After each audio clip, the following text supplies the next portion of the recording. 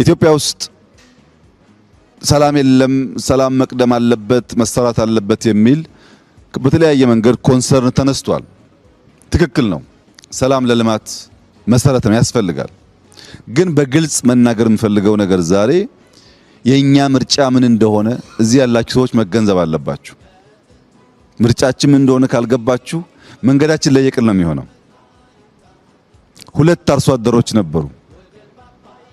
አንደኛውም አርሶ አደር ሌላኛውም አርሶ አደር ፈጣሪ ወይ እባክህን ዝናብ አዝንብ እያሉ ይለምናሉ። ሁለቱም ለእርሻቸው ዝናብ አስፈላጊ ስለነበር፣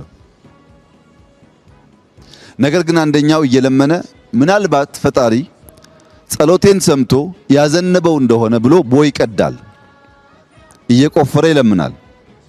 አንደኛው ጧት ተነስቶ ይለምናል፣ ማታ ይለምናል፣ አይቆፍርም፣ ቦይ አላዘጋጀም። ከሆነ ጊዜ በኋላ ኃይለኛ ዝናብ መጣ። ያ እየለመነ ይጠብቅ የነበረው መልስ አገኘ። ያ እየለመነ ይቆፍር የነበረው መልስ አገኘ።